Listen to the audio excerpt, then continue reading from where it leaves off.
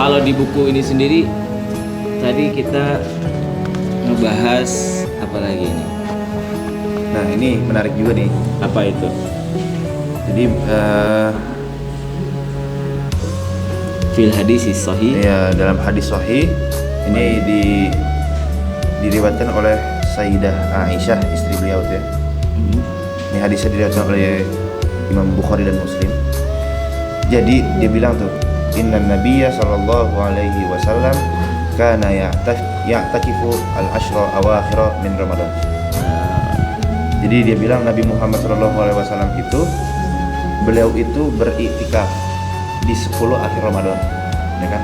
Hatta tawaffa Allah, sampai Allah mewafatkan beliau. Sampai seumur hidup berarti ya? Seumur hidup ya. Masya Allah ya. Begitu gitu. Summa ittakafa azwajuhu min ba'di. Nah, setelah wafat akhirnya istri-istri Nabi Muhammad juga Ikut sering melakukan iktikaf. Bahkan di hadis lain ini dari Aisyah juga, ketika ini ya datang 10 akhir Ramadan gitu kan, ya Nabi Muhammad itu dia bangunin keluarganya. Iya. Dia Buat untuk apa? Untuk menghidupkan malam Lailatul Qadar. 10 hari terakhir itu ya. Iktikaf gitu. Nah, ini kan juga menjadi dalil bahwasannya ternyata Satu keluarga tuh kan.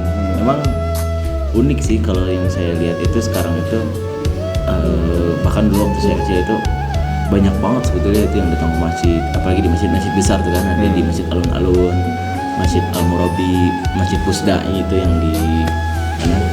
itu rame ya yang Ramai, iya, masjid ramai besar. Nah, nanti mungkin Arif ya udah berkeluarga etikaf di sini balik lagi deh. Itu dia. Jadi memang secara referensinya memang etikaf itu kuat ya. Kuat artinya salah satu aktivitas yang utama untuk bagaimana kita mendapatkan keutamaan malam Lailatul Qadar itu yaitu dengan cara beriktikaf. Dan beriktikaf itu kan ziaratullah gitu kan. Kita ziaratu baitillah, kita berkunjung ke rumah Allah untuk melepaskan semua masalah dunia. Ini untuk konsentrasi. Nah, itu yang lebih luar biasanya lagi, lebih dahsyat lagi. Nih, kalau kita tuh di Masjidil Haram. Masya Allah. Ya kan? Mudah-mudahan kita nih berkesempatan lah di sana. Amin.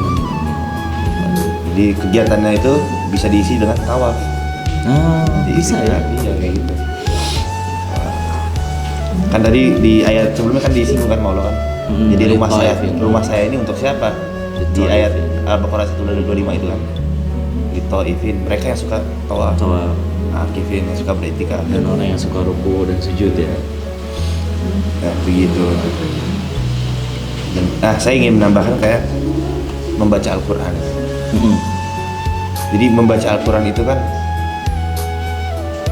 banyak sekali keutamaannya, banyak sekali kemuliaannya. Apalagi memang Al-Quran itu diturunkan di bulan suci Ramadan. Bulan suci Ramadan. Iya, betul. Inna anzalnahu fi Lailatul Qadar.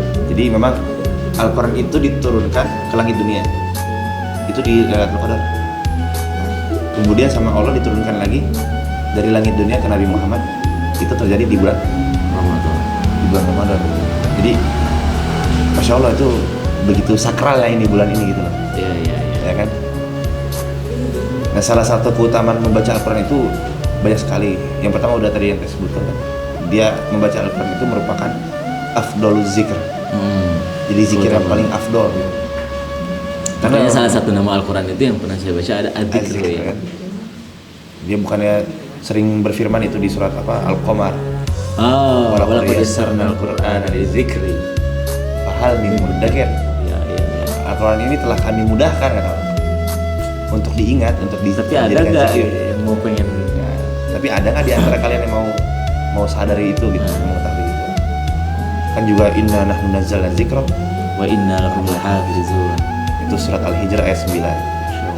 Kami turunkan Al-Quran dan kami yang telah menurunkan Az-Zikr. Al-Quran Az-Zikr namanya kan. Ya itulah dia. Dan kami yang akan menjaganya. Begitu. Jadi kebayang kan kalau seandainya Al-Quran ini sebaik-baik adalah zikir yang paling afdol, zikir yang paling baik, terus kita tinggalkan. Ah, Apalagi di bulan Ramadan. mati kan? Serius? Merahnya? kalau menjelaskan i'tikaf itu adalah berkunjung ke salah satu masjid. Nah di situ kita tuh artinya memisahkan semua hajat-hajat duniawi kita, itu kita lupakan untuk apa? Untuk fokus kepada Allah Subhanahu Wa Taala. Nah fokus kepada Allah Subhanahu Wa Taala ini apakah bentuknya seperti apa? Misalkan sholat, apakah hanya sholat saja?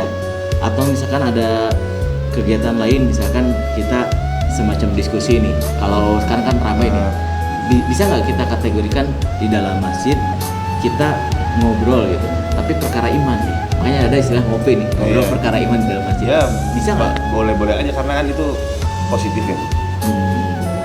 Dan juga dalam rangka menuntut ilmu agama kan. Betul. Salah iya, satu itu dia. hal yang pasti Allah ridhoi gitu. Nah apalagi kalau kata tadi ngopi itu, Iya. apa namanya Ngobrol perkara iman. Perkara Kan iman. ramai banget ya. Nah, itu kan yang Allah bilang itu dalam surat Az-Zariyat 53, wa zakir Fa inna zikra tanfa'ul mu'minin. Jadi dengan saling mengingatkan itu bisa memberikan manfaat bagi orang-orang yang Iya. beriman gitu kan. Dan itu mungkin salah satu yang bisa gitu ya dilakukan. Dan sebetulnya sahabat Serambi semua juga bisa melakukan tidak hanya sholat, tidak hanya membaca Al-Quran, tapi mungkin secara umumnya itu lebih utama gitu ya. Karena kalau kita membaca Al-Quran itu kan kebayangnya satu huruf aja udah lipat gandaannya juga 10 kan kalau di banyak masyhur ya. Baca Quran. Nah setelah itu juga selain mungkin pada saat i'tikaf kita nah sekarang nih ini fenomena yang pernah Abu ya rasakan gitu ya selama beberapa kali menghadapi i'tikaf. Dulu itu Abu ya itu sering banget diajakin sama Abi bapak gitu ya, kalau di 10 hari terakhir ini suka diajak misalkan ke Masjid Al-Murabi, kita i'tikaf tuh di situ. Dan bahkan uniknya yang saya alamin di Bandung atau mungkin di tempat-tempat lain juga itu ada yang satu keluarga dibawa sama bapak tuh kan. Jadi Umi dibawa, kakak saya tuh yang laki-laki dibawa untuk apa? Untuk i'tikaf. Dan lagi-lagi ya mungkin karena memang pengajaran lah, pembelajaran pendidikan ayah kepada anaknya itu ya, kita sebetulnya kalau saya pribadi waktu masih kecil itu ibarat kayak cuma pindah tempat tidur aja gitu. Dari rumah pindah ke masjid gitu. Tapi memang pada saat itu saya melihat gitu kan, ada yang zikir, ada juga yang sharing ilmu, ada juga yang saling tasmi murojaah Al-Quran gitu. Ada lagi nggak kalau di Mesir sendiri nih, di Mesir i'tikaf tuh gimana? Mesir mungkin ya ada juga sih. Ada Ketika ada sholat malamnya juga gitu. sama mungkinnya nggak jauh Di ya. Masjid Al-Azhar kan. Ada sholat malam. Ya kan kalau di Indonesia biasanya ada yang spesial tuh. Apa tuh? Sahur bersama. Sahur ada. Sekarang apalagi ramai banget kan? sahur on the road Sahur on gitu the kan. Kita bagi-bagi. Kemarin habis dari minggu gacoan. Sahur on the road. Nah itu kayak aktivitas kayak gitu itu bisa nggak kita mendapatkan peluang, mendapatkan keutamaan malam Lailatul Qadar dengan kita sahur on the road kan? Itu kan nggak di masjid tuh. Kalau menurut perspektifnya, Enggak kan, kalau misalkan dia melakukan sholat on the road itu sebelum itu dia melakukan di masjid ya kan dia insya Allah dapat pahala. Nah, jadi mendekat mau sahur baru dia Baru dia keluar gitu. Kan bisa kita jadwalkan. Iya betul. Mungkin kita di masjid dari jam 12 sampai jam 3, jam setengah 3 baru kita keluar cari sahur. Nah insya Allah dapat pahala lah.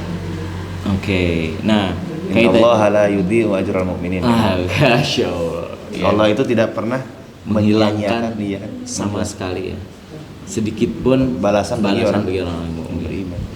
Dan itulah ya sahabat. Terkadang juga la ajral muhsinin, ajrul muhsinin, bahkan orang yang muhsin ya. orang yang berbuat baik.